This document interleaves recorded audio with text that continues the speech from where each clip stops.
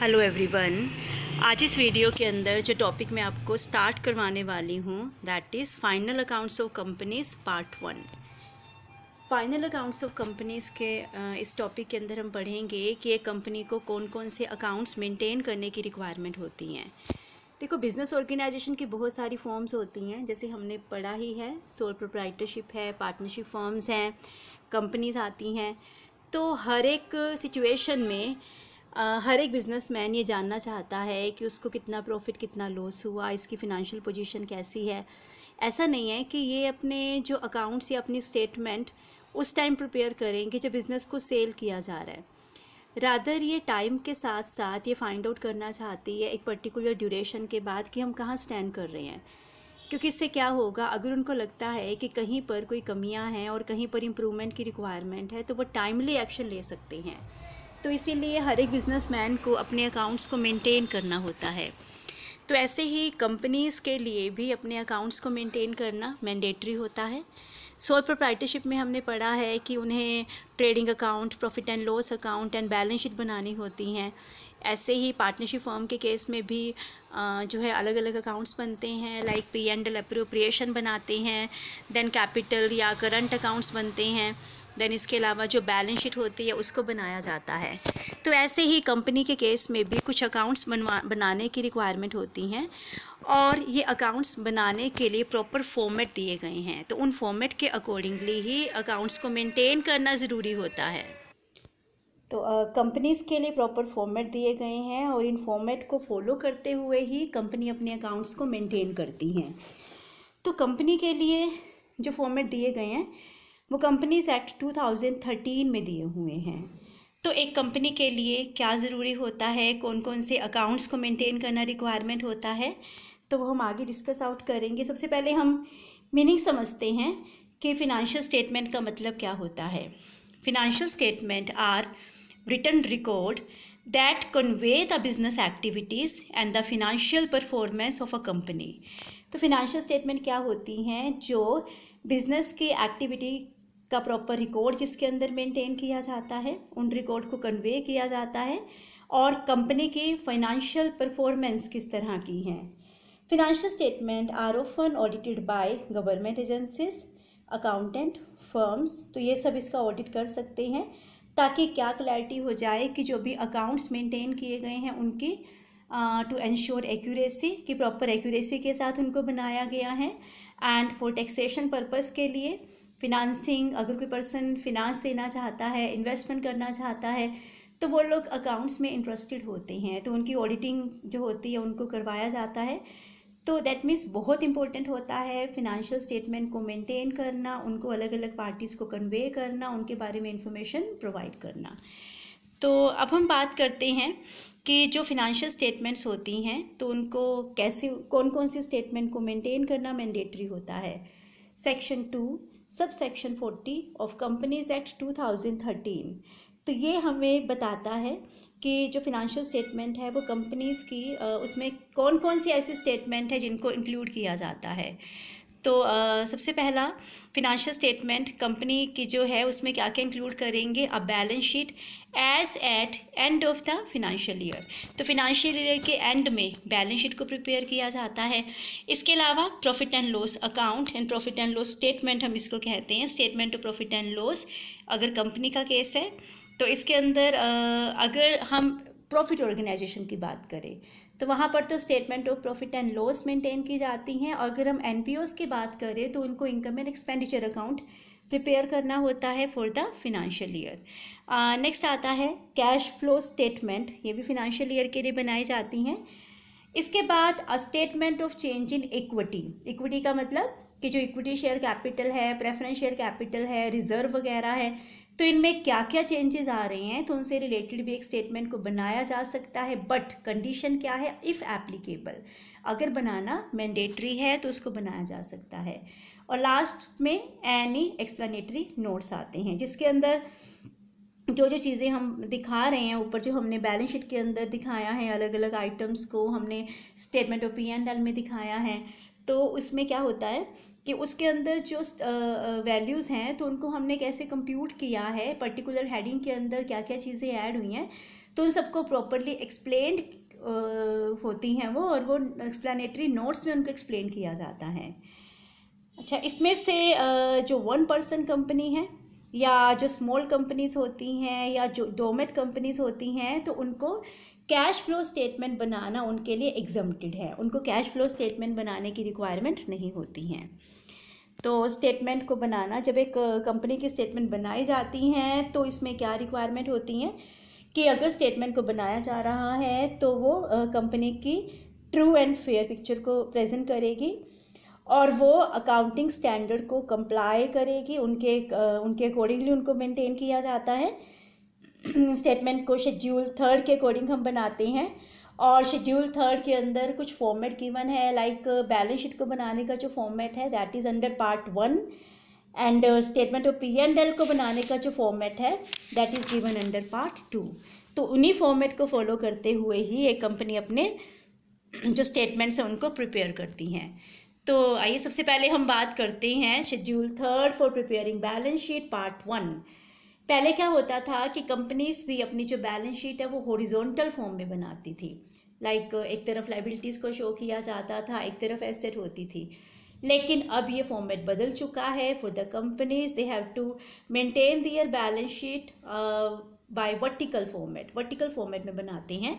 तो vertical format में क्या होता है कि ऊपर नीचे हम बनाते हैं, ठीक है, मतलब पहले हम लाइबिलिटीज़ को शो करते हैं, फिर उसके बाद हम एसेट्स को दिखाते हैं। तो इसका जो फॉर्मेट है, देखो part 1 format of balance sheet हमें गिवन है। सबसे पहले हम नेम ऑफ द कंपनी दिखाते हैं, बैलेंस शीट की स्टेट को मेंटेन की जा रही है, बैलेंस शीट एज एट वो हम दिखाते हैं। अमाउंट ऊपर मेंशन की जाती है इन रुपीज़, पहले कॉलम में पर्टिकुलर्स आता है, फिर note number, figures as at the end of current reporting period, figures as at the end of previous reporting period। इस साल की जो फिगर्स हैं वो हम दिखाते हैं, प्रीवियस ईयर की जो फिगर्स थी तो उनको दिखाया जाता है। तो हम स्टार्ट कैसे करते हैं, सबसे पहले इक्विटी एंड लाइबिलिटीज़ का हेड आता है, इसमें हम शेयर होल्डर के फंड दिखाते हैं, ठीक है। शेयर होल्डर के फंड में हम क्या क्या लेते हैं, इसमें शेयर कैपिटल आती है, ठीक है, शेयर कैपिटल को हम दिखाते हैं। उसके बाद शेयर कैपिटल के बाद शेयर होल्डर के फंड में जो बी पार्ट आता है that is reserve and surplus, फिर money received against share warrant, तो ये हम दिखाते हैं। सेकंड जो इसमें हम इंक्लूड करते हैं वो आता है, जो इसका हेडिंग होगा share application money pending allotment, ठीक है, वो अमाउंट हम दिखाएंगे। देन आता है नॉन करंट लाइबिलिटीज़। तो नॉन करंट लाइबिलिटीज़ में हम क्या क्या लेते हैं, लॉन्ग टर्म लाइबिलिटीज़ का मतलब वो लाइबिलिटीज़ होती हैं जिनको आफ्टर 1 ईयर हमें पे करना है, जिसमें लॉन्ग टर्म बोरोविंग्स आते हैं, डेफर्ड टैक्स लाइबिलिटीज़ आती हैं, अदर लॉन्ग टर्म लाइबिलिटीज़ आती हैं। तो यहाँ पर हमारा नॉन करंट लाइबिलिटीज़ का पार्ट ख़त्म हो जाता है। फिर हमें लेना होता है करंट लाइबिलिटीज़। तो करंट लाइबिलिटीज़ के अंडर हम क्या क्या दिखाते हैं, जो वो लाइबिलिटीज़ हैं जिनको हमें विद इन 1 ईयर रीपे करना होता है। तो इसमें हम लेते हैं शॉर्ट टर्म बोरोविंग्स हैं, ट्रेड पेबल्स होते हैं, ट्रेड पेबल्स में हम बिल्स पेबल और ट्रेड क्रेडिटर्स को लेते हैं, अदर करंट लाइबिलिटीज़ हो सकती हैं, शॉर्ट टर्म प्रोविजंस हो सकते हैं। तो यहाँ पर हम इन लाइबिलिटीज़ का सम टोटल कर देते हैं, सभी का टोटल हम कर देते हैं, ठीक है, करंट और प्रीवियस ईयर दोनों की वैल्यूज़ का। तो यहाँ पर हमारा लाइबिलिटीज़ वाला पार्ट कंप्लीट हो जाता है। इसके आगे ही हम कंटिन्यू करते हैं और फिर हम दिखाते हैं एसेट्स। एसेट्स में सबसे पहले ये परमानेंट के ऑर्डर में बनता है, परमानेंसी का जो ऑर्डर है मीन्स हमें पहले नॉन करंट एसेट को दिखाना है, फिर हमें करंट एसेट को शो करना है। तो नॉन करंट में सबसे पहले हम दिखाते हैं फिक्स्ड एसेट। फिक्स्ड एसेट में भी अलग अलग तरह की एसेट हो सकती हैं, लाइक सबसे पहले हम टेंजिबल एसेट दिखाते हैं। टेंजिबल वो एसेट होती हैं which can be touched, which can be seen, like land and building है, प्लांट एंड मशीनरी है, देन इसके अलावा फर्नीचर हो सकता है, स्टॉक हो सकता है। तो इनको हम सभी को टेंजिबल एसेट में दिखाते हैं। यहाँ पर हमें टेंजिबल एसेट का सम टोटल शो करना होता है, हमें सेग्रीगेट करके नहीं दिखाना होता, segregation is done under explanatory notes, हम वहाँ पर दिखाते हैं। फिर आती हैं इंटेंजिबल एसेट। ये वो एसेट होती हैं जिनको आप देख नहीं सकते हैं, जिनको आप छू नहीं सकते हैं, जैसे गुडविल है, पेटेंट है, ट्रेडमार्क्स हैं, तो इनको हम यहाँ पर दिखाते हैं। नेक्स्ट आता है कैपिटल वर्क इन प्रोग्रेस। ये वर्क इन प्रोग्रेस क्या है, लाइक अगर हमने कोई बिल्डिंग कंस्ट्रक्शन करवानी स्टार्ट करी है और वो अभी तक कंप्लीट नहीं हुई है, अभी वो अधूरी है, कुछ प्रोसीजर उसकी ख़त्म हो चुकी हैं लेकिन बाकी अभी रहता है, तो वो क्योंकि पूरी तरह से वो एसेट में कन्वर्ट नहीं हुई है तो वो कैपिटल वर्क इन प्रोग्रेस होता है। तो उसको हम इसी के यहाँ पर दिखाते हैं। और फिक्स एसेट में जो टेंजिबल एसेट, अगर हमने टेंजिबल एसेट के लिए अप्लाई किया हुआ है लेकिन अभी तक वो कंप्लीट नहीं हुआ है तो वो टेंजिबल एसेट अंडर डेवलपमेंट वाली कैटेगरी में आता है। अगर तो वो कंप्लीट है टेंजिबल तो वो टेंजिबल एसेट में आएगा, लेकिन अभी कंप्लीट नहीं हुआ तो वो कैपिटल वर्क इन प्रोग्रेस में होगा। अगर इनटेंजिबल एसेट पूरी तरह से कंप्लीट है, लाइक पेटेंट, ट्रेडमार्क, कॉपीराइट हमें मिल चुके हैं तो वो इनटेंजिबल में चला जाता है। लेकिन अभी इन प्रोसीडिंग में है अभी वो, तो वो इनटेंजिबल एसेट अंडर डेवलपमेंट में होता है। ये तो हुआ नॉन करंट एसेट का जो फर्स्ट पार्ट है, जिसमें फिक्स एसेट को हमने कवर किया। फिर आती हैं नॉन करंट इन्वेस्टमेंट, कि जो इन्वेस्टमेंट हमने बाहर की हुई है, बिजनेस के बाहर है, इनको हम ट्रेड इन्वेस्टमेंट भी बोलते हैं। पैसा हमने बाहर इन्वेस्ट करा हुआ है और लॉन्ग रन के लिए करा हुआ है तो वो नॉन करंट इन्वेस्टमेंट में आता है। नेक्स्ट आती हैं deferred tax asset, long term loans and advances अगर हमने किसी को प्रोवाइड करे हुए हैं। Then other non current asset हो जाती हैं, जो ऊपर किसी भी हेड में नहीं आती हैं, तो वह सबकी सब अदर करंट एसेट में आती हैं। इसके बाद हम बात करते हैं करंट एसेट की। Current asset which can be converted into cash with in 1 year, 1 साल के अंदर हम इनको कैश में कन्वर्ट कर सकते हैं। लाइक करंट इन्वेस्टमेंट है, इन्वेंट्रीज हैं, trade receivables, cash and cash equivalent. Cash and cash equivalent में हम क्या लेते हैं, कैश है, बैंक का बैलेंस हो सकता है, ठीक है, इनको हम कैश एंड कैश इक्विवेलेंट में लेते हैं। Short term loans and advances, अगर long term loans and advances हैं तो वो फिक्स्ड एसेट की कैटेगरी में आते हैं। इफ़ शॉर्ट रन के लिए हमने किसी को एडवांस दिया है तो वो करंट एसेट की कैटेगरी में आएगा। देन अदर करंट एसेट हो सकती हैं। तो इस तरह से हम इनका टोटल भी कर लेते हैं और हमारा एसेट्स एंड लायबिलिटीज़ का टोटल जो है वो इक्वल होगा। तो शेयर कैपिटल को हम प्रॉपरली एक्सप्लेन करके दिखाते हैं कि हमारी जो है ऑथराइज कैपिटल कितनी है, देन इशूड कितनी है, सब्सक्राइब्ड कितनी है, fully paid up, partly paid up, तो वो सब कुछ हम एक्सप्लेनेटरी नोट्स में दिखाते हैं।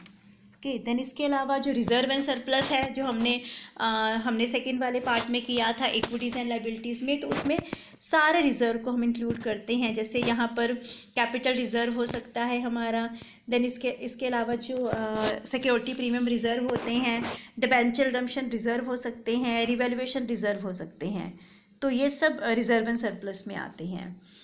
Money received against share warrant, share warrant जो होता है ये एक फिनेंशियल इंस्ट्रूमेंट होता है जिसको पब्लिक कंपनी इशू करती है।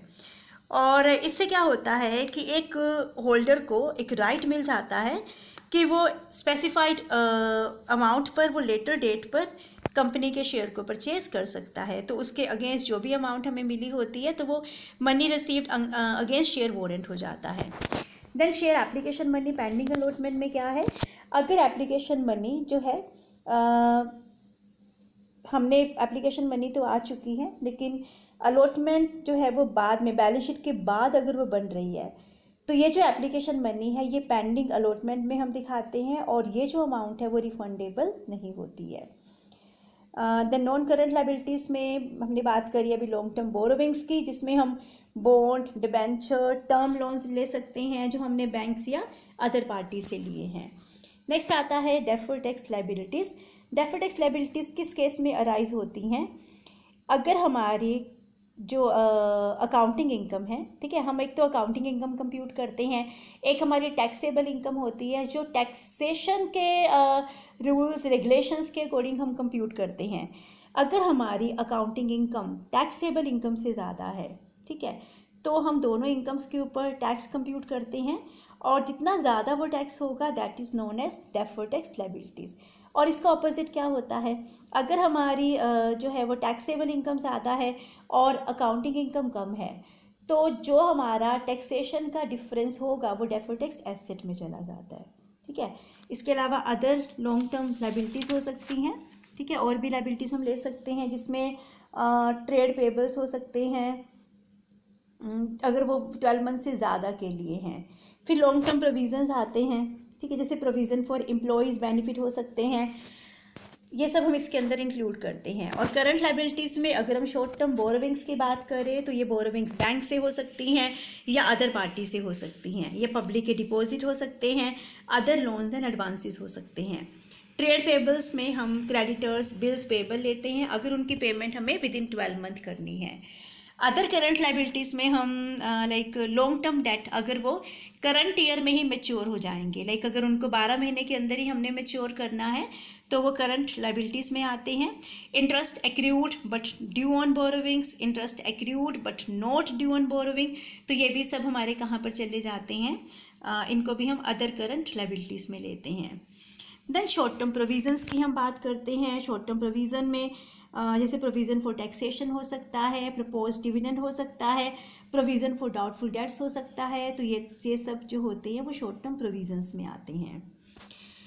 उसके बाद ये तो था हमारा लायबिलिटी साइड की जो एक्सप्लेनेशंस हैं। फिर हम अपनी एसेट की बात करते हैं। तो सबसे पहले टेंजिबल एसेट है, मैंने अभी आपको बताया है, land, building, plant, machinery, vehicle हो सकते हैं, ऑफिस इक्विपमेंट हो सकते हैं, फर्नीचर, फिक्सचर्स वगैरह हम इसके अंदर इंक्लूड करते हैं।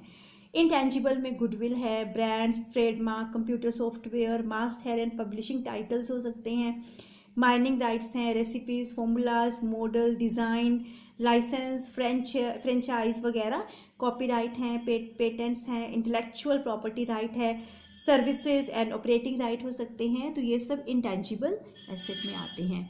Capital work in progress, intangible asset under development, ये मैं आपको पहले क्लियर कर चुकी हूँ। देन इसके अलावा डेफर्ड टैक्स एसेट हो सकती हैं। तो डेफर्ड टैक्स एसेट में क्या होता है कि अगर टैक्स अकाउंटिंग इनकम हमारी ज़्यादा है मोर देन टैक्सेबल इनकम, तो दोनों के ऊपर हम टैक्स कंप्यूट करते हैं और टैक्स का जो भी डिफरेंस आता है तो वो डेफर्ड टैक्स एसेट में चला जाता है।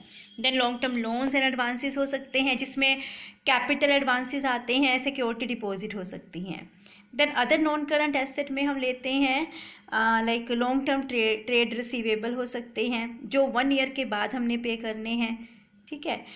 देन करंट एसेट में हम करंट इन्वेस्टमेंट को लेते हैं, ये इन्वेस्टमेंट विद इन 1 ईयर में कैश में कन्वर्ट हो जाती हैं। ये इन्वेस्टमेंट इक्विटी इंस्ट्रूमेंट में हो सकती है, प्रेफरेंस शेयर में हो सकती है, गवर्नमेंट सिक्योरिटीज़ में हो सकती है, debenture, bond, mutual fund, partnership firm की इन्वेस्टमेंट हो सकती हैं।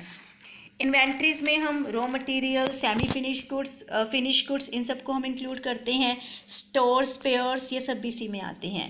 ट्रेड रिसीवेबल में डेटर्स और बिल्स रिसीवेबल आती हैं जिनका maturity period within 1 year का होता है। कैश इक्विवेलेंट में हम बैंक का balance, cheques, draft, cash in hand वगैरह लेते हैं, ठीक है, इनको हम इसमें इंक्लूड करेंगे। अदर करंट एसेट में हम ले सकते हैं जो एसेट ऊपर किसी कैटेगरी में नहीं आती है, लाइक प्रीपेड एक्सपेंसेस हैं, इंटरेस्ट एक्रूड ऑन इन्वेस्टमेंट, तो इनको हम अदर करंट एसेट में लेते हैं।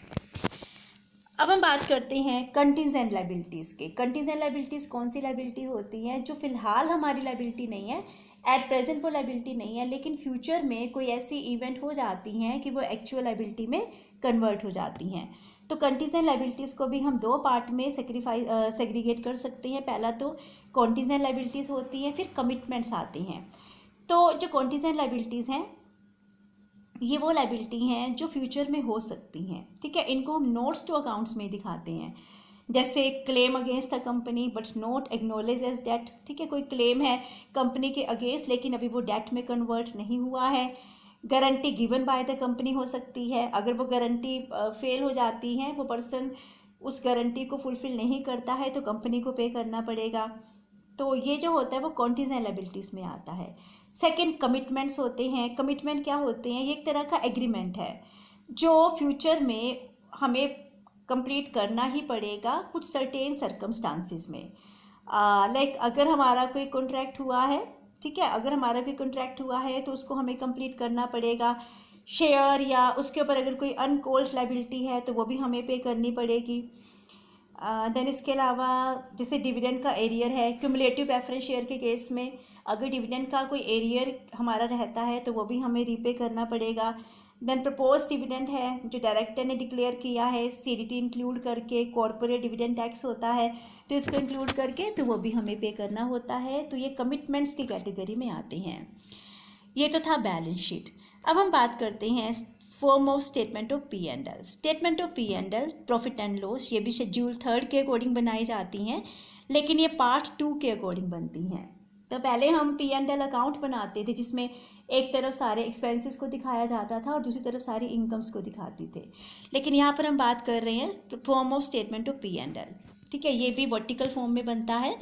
तो सबसे पहले हम दिखाते हैं नेम ऑफ द कंपनी, फिर प्रॉफिट एंड लॉस स्टेटमेंट वो हम कैसे दिखाते हैं, पर्टिकुलर होगा, फिर नोट नंबर का कॉलम आता है, figures for current reporting period, figures for previous reporting period. तो स्टार्ट कहाँ से लेते हैं? सबसे पहले तो हम वो चीज़ें दिखाते हैं जहाँ से हमें इनकम जनरेट हो रही है, जैसे रेवेन्यू फ्रॉम ऑपरेशंस हैं, अदर इनकम है।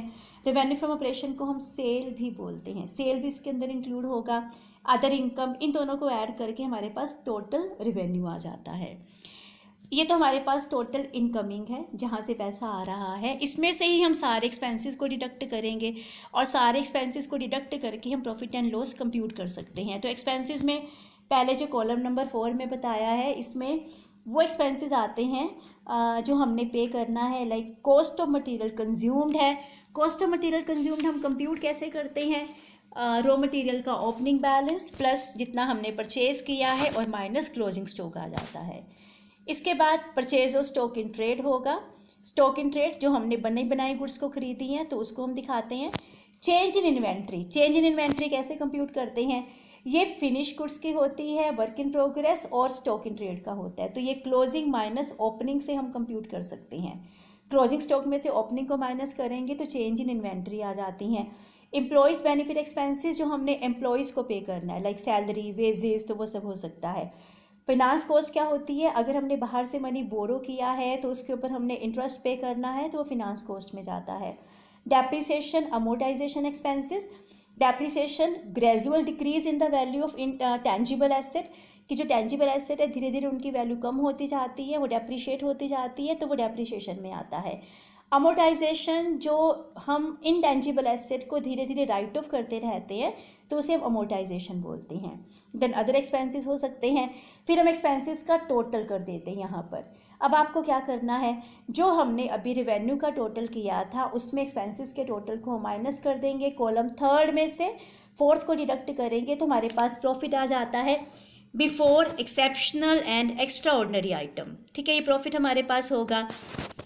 एक्सेप्शनल आइटम, एक्सेप्शनल आइटम वो आइटम होती हैं जो बेसिकली हमारे बिजनेस का पार्ट नहीं होते, जो कभी कभी होने वाली आइटम है।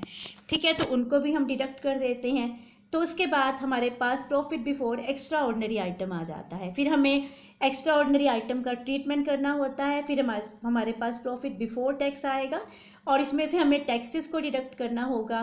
करंट या डेफर्ड टैक्सेस हो सकते हैं। डिडक्ट करने के बाद हमारे पास profit for the period from continuing operations आ जाता है। ये कॉन्टिन्यूइंग ऑपरेशंस जो रेगुलर एक्टिविटीज़ हैं। फिर अगर प्रॉफिट या लॉस हमारा डिसकॉन्टिन्यूइंग ऑपरेशन से हुआ है फिर उनका हम ट्रीटमेंट करते हैं, और डिसकॉन्टिन्यूइंग ऑपरेशंस के ऊपर जो टैक्स एक्सपेंसेस हुए हैं तो उनका हम ट्रीटमेंट करते हैं। फिर हमारे पास प्रॉफिट आ जाता है डिसकॉन्टिन्यूइंग ऑपरेशंस का। ये हम निकालते कैसे हैं, हमें इस 12th वाले कॉलम में से 13 के कॉलम को डिडक्ट करना होता है तो वो अमाउंट हमारे पास आ जाती हैं। फिर हम 15th कॉलम के अंदर प्रॉफिट या लॉस, ये कैसे आएगा, 11th कॉलम का जो 11th कॉलम है हमारा, उसमें हम हमारा जो 14th कॉलम आया था कॉन्टिन्यूइंग और डिसकॉन्टिन्यूइंग ऑपरेशन से जो भी प्रॉफिट या लॉस हुआ तो उनका ट्रीटमेंट करने के बाद हमारे पास प्रॉफिट आ जाता है। और प्रॉफिट को हम नंबर ऑफ इक्विटी से डिवाइड कर देंगे तो हमारे पास अर्निंग पर इक्विटी शेयर आ जाती हैं, बेसिक एंड डिल्यूटेड। तो इस तरह से हम स्टेटमेंट ऑफ P&L बना सकते हैं। तो स्टेटमेंट ऑफ P&L से हमारे पास ये क्लियर हो जाता है कि हमें कितना प्रॉफिट कितना लॉस हुआ। बेसिक या जो डिल्यूटेड अर्निंग होती है, बेसिक तो है, देखो बेसिक में तो होगा कि हमने यहाँ तक अर्न किया उसको हमने नंबर ऑफ इक्विटी से डिवाइड कर दिया। डिल्यूटेड अर्निंग क्या होती है, जैसे अगर कुछ कई बार क्या होता है कि प्रेफरेंस शेयर इक्विटी में कन्वर्टेबल होते हैं, अगर हमने उनको इक्विटी में कन्वर्ट कर दिया है तो नंबर ऑफ इक्विटी शेयर बढ़ जाएगा। ठीक है, नंबर ऑफ इक्विटी शेयर बढ़ेगा तो इससे अर्निंग जो है वो कम हो जाएगी। दैट मीन्स इससे जो अर्निंग पर शेयर है वो डिक्रीज हो जाएगी, तो इसे हम डिल्यूटेड अर्निंग पर शेयर बोलते हैं। तो इस तरह से हम स्टेटमेंट ऑफ P&L को प्रिपेयर करते हैं और हम ये फाइंड आउट कर सकते हैं कि हमें कितना प्रॉफिट या कितना लॉस हुआ है। उसके बाद हम बात करते हैं अपनी लास्ट स्टेटमेंट जो कंपनी के थ्रू बेसिकली बनाई जाती हैं, जिसको हम statement of P and L appropriation कहते हैं, या हम इसको P and L appropriation statement भी कह सकते हैं, surplus of statement in P and L भी बोल सकते हैं। तो ये basically P and L appropriation की तरह ही होती है। इसको हम प्रिपेयर कैसे करते हैं, सबसे पहले हम स्टार्ट करेंगे जो हमारा लास्ट ईयर का प्रॉफिट एंड लॉस था, लास्ट ईयर का जो भी प्रॉफिट एंड लॉस का बैलेंस था उसमें हम ऐड या माइनस कर देते हैं जो हमारा करंट ईयर का प्रॉफिट या लॉस है, जो प्रॉफिट एंड लॉस स्टेटमेंट को बनाने से हमारे पास आता है। फिर अगर कोई रिज़र्व वगैरह हमने ट्रांसफ़र किया है, रिज़र्व में ट्रांसफ़र किया है, जैसे जनरल रिज़र्व हैं या डेवलपमेंट रिबेट रिज़र्व हमने क्रिएट किया, डिविडेंड इक्वलाइजेशन रिज़र्व हमने क्रिएट किया है, या डिबेंचर रिडम्पशन फंड में हमने ट्रांसफ़र किया, तो इन सबको हमें डिडक्ट करना होता है। अगर कोई एक्सेस रिज़र्व हमने पहले से क्रिएट करा हुआ था और रिज़र्व से हम वापस यहाँ पे ट्रांसफ़र कर देते हैं तो वो ऐड हो जाता है। ऐसे अगर हमने कोई प्रोविज़न फॉर टैक्सेशन से कोई हमारी सेविंग हुई है, प्रोविज़न हमने ज़्यादा क्रिएट किया हुआ था लेकिन टैक्स हमें कम पे करना पड़ा, तो उसका भी जो एक्सेस होगा तो उसको भी हम यहाँ पर ऐड कर देंगे। ठीक है, उसको करने के बाद हमारे पास ये अमाउंट, पहले तो हमने इन सबको ऐड कर लिया, इनको ऐड कर लिया हमने। ठीक है, ऐड करने के बाद हमने फिर जो रिज़र्व वगैरह क्रिएट किए तो उनको हमने डिडक्ट कर दिया। अगर कोई पास्ट ईयर का डेप्रिसिएशन का एरियर था तो उसकी हम एडजस्टमेंट करते हैं, प्रेफरेंस डिविडेंड को पे कर देते हैं, फिर हमें इंटरिम डिविडेंड पे करना होता है इक्विटी के ऊपर, और जो भी सीडीटी वगैरह हमारा आया है तो उसको भी हमें डिडक्ट करना होता है, जो कॉरपोरेट डिविडेंड टैक्स है। और फिर बाद में जो प्रॉफिट हमारे पास बचेगा उसको हम बैलेंस शीट में ट्रांसफ़र कर देते हैं, और ये जो ट्रांसफ़र होता है वो रिजर्व एंड सरप्लस के हेड में चला जाता है। बेसिकली जो ये हमारा ये स्टार्टिंग का प्रॉफिट होता है, करंट ईयर का प्रॉफिट या लॉस, ये वही होता है जो लास्ट ईयर में प्रॉफिट एंड लॉस एप्रोप्रिएशन का एंड में जो रिज़ल्ट आता है, तो ये लास्ट ईयर का है। और इस साल वाला जो एंड में आएगा जो वो करंट ईयर की बैलेंस शीट के अंदर चला जाता है, इसको हम करंट ईयर की बैलेंस शीट में दिखाते हैं। तो इस तरह से हम पी एंड एल एप्रोप्रिएशन की स्टेटमेंट को प्रिपेयर कर सकते हैं। तो पी एंड एल एप्रोप्रिएशन की स्टेटमेंट को बनाने से हमें क्लियर हो जाता है कि हमारे पास करंट ईयर में एक्चुअल प्रॉफिट कितना हुआ। देखो बेसिकली जब हम statement of P and L बनाते हैं तो वहाँ से तो हमें क्लियर होता है कि जो हमारे एक्सटर्नल एक्सपेंडिचर है या जो हमारी एक्सटर्नल इनकम है तो उन सब का हमने ट्रीटमेंट किया। ठीक है, मतलब शेयर होल्डर के अलावा, तो वहाँ से हमारे पास प्रॉफिट या लॉस आ जाता है। ये प्रॉफिट एंड लॉस जो होता है वो शेयर होल्डर के लिए अवेलेबल होता है। जब आप पी एंड एल एप्रोप्रिएशन की स्टेटमेंट बनाते हैं तो वहाँ से आप ये जानने की कोशिश करते हैं कि आपके पास कितना मनी अवेलेबल है, आप कितना अपने पास, मतलब टोटल वो अमाउंट अवेलेबल है जिसमें से आपको अपने पास रिटेन्ड भी करना है और शेयर होल्डर में डिस्ट्रीब्यूट भी करना है।